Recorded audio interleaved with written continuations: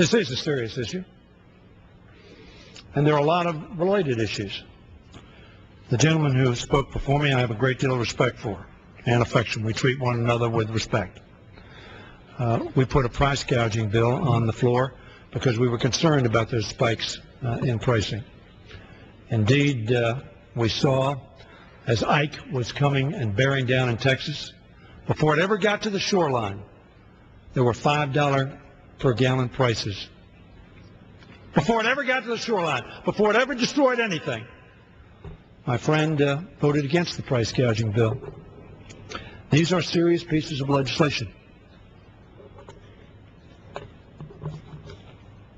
The Republicans were in charge of the House for 6 years. 2001, 2, 3, 4, 5, 6, 7, excuse me, 6. They control the White House. I have in my hand the 8 pages that the administration, Mr. Bush, has submitted to us, President Bush submitted to us, over the last 8 years. 6 of those years, they were included in the appropriations bills passed by the Republican Congress, the Republican Senate, and signed by a Republican president. In each of those bills, the administration asked to continue the moratoria on drilling. Every one of them passed for 6 years by your Congress. We didn't have the votes to pass anything. And then we took over the control because the Congress was fed up, frankly, with a complacent, do-nothing Congress, complicit in moving in the wrong directions, which 82% of America thinks we're now on, the wrong direction. And this Congress has mightily tried to change direction, and in fact we have in many areas, including a comprehensive energy bill last year that the President signed. Sam Bodman says was a great bill, the Secretary of Energy, passed in a bipartisan fashion in both the Senate and the House. President Bush, in last year, fiscal year 08, submitted a budget document. He submitted it, which said the moratoria should continue. And then last year, this year, the President submitted a bill, 2009 fiscal year, which said the moratoria should continue. So these crocodile tears about how Democrats have taken over and all of a sudden gas prices have spiked. You give us far more credit than we deserve in light of not being able to override the President's veto on almost anything that he didn't want. He signed some things he didn't want, like the minimum wage. He signed some things that he said he wasn't going to sign, like the GI Bill. So he signed some things that we passed through the House and the Senate.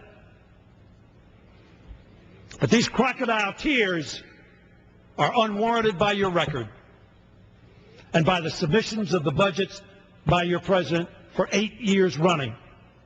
A couple of months ago, moratoria, which was put on by George Bush, was lifted. Why? Because our constituents are hurting. Why? Because we're being held up by those who are selling oil. Why? Because the market's being manipulated and speculators are impacting on price. You think that's not the case? Or do you think all of a sudden demand went down by a third, so it went from 146 down to 92 today? 92? Within just a few months. Who believes the free market operates in a way that demand spikes for oil that much in a 90-day period? Nobody on this floor who's rational believes that. Something's rotten in my home of Denmark. And actually, it's not rotten in Denmark. It's rotten someplace, though. And so what we've done is we've fashioned, and by the way, Mr. Abercrombie is going to speak on behalf of this bill, as he met with Mr. Peterson and tried to come together. Originally, this bill, the gang of 20 in the Senate, which apparently you don't like because they're undermining the drill political advantage that you have sought. And the 20 said, let's deal with 4 states. We're saying let's deal with every state. And we do say, with sensitivity, as the previous speaker said about his state, states are going to have the opportunity to make a determination as to whether they want to proceed. Now, you could argue that shouldn't be the case because, after all, that's federal. It's not state property. You get that far out. But we've done a lot of work. We've done a lot of work in trying to work across this spectrum. And I want to congratulate Mr. Rahal and others who have worked so hard to try to bring us together. I will tell my friend, we do deal with oil shale in this bill. In your bill, you repeal a section which had caused that a problem. We've repealed that as well. So your bill and our bill did the same thing on that. And furthermore, we said 3 states that have substantial oil shale ought to have the same opportunity that the coastal states have to opt in to develop that. Whether the technology is available now, I don't know. In part, I believe the arguments used on this floor, which I will say as an aside, I think was a misuse of this floor. But notwithstanding that were made day after day after day, were not accurate. And you knew they were not accurate, which is why it made it so difficult to respond to. And none of you ever mentioned the fact that the President of the United States, George Bush, submitted months ago and 7 years prior to that, and you passed 6 years in a row on your watch, the moratoria of which you now wring your hands. All of us are concerned. Mr. Speaker, all through the summer and into the fall, Americans have been filling up their cars at record prices, my district and every district, $60, $80, $100 a tank, and looking for Washington to help, to see what we could do about it. We're trying to do something about it. Now, you passed an energy bill in 2005. Your speaker, yes, Mr. Hastert, your now majority leader or minority leader, Mr. Boehner, and my good friend, your whip, said to us, and I won't quote them all at length, but I will quote your speaker, Americans need this bill, your energy bill passed in 2005, to lower their energy prices, to drive economic growth and inflation, and to greater energy independence. That's what you said your bill was going to do. You also said, of course, in 2001 that we were going to have the greatest economy we'd ever seen if we passed your economic program. I doubt that any American believes that you've accomplished that objective. You passed your bill. The President signed it.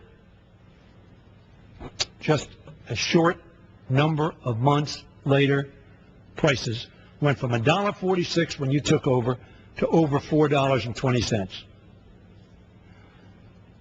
If it was a successful energy program, it was a successful energy program in driving up the price of gasoline for all of our consumers. To see what we could do about this, we met. Talked to Mr. Abercrombie, talked to Mr. Peterson. We talked and tried to bring our caucus together. It was a diverse caucus. A lot of people felt President Bush was right those 8 years that he submitted those bills, and that you passed 6 years when you were in charge. To relieve the strain on their budgets, their families, not 10 years from now, but now. Today, I'm sure you're wondering whether we'll throw up our hands on the work of compromise and retreat into the finger pointing. I think we can do better than that. On both sides.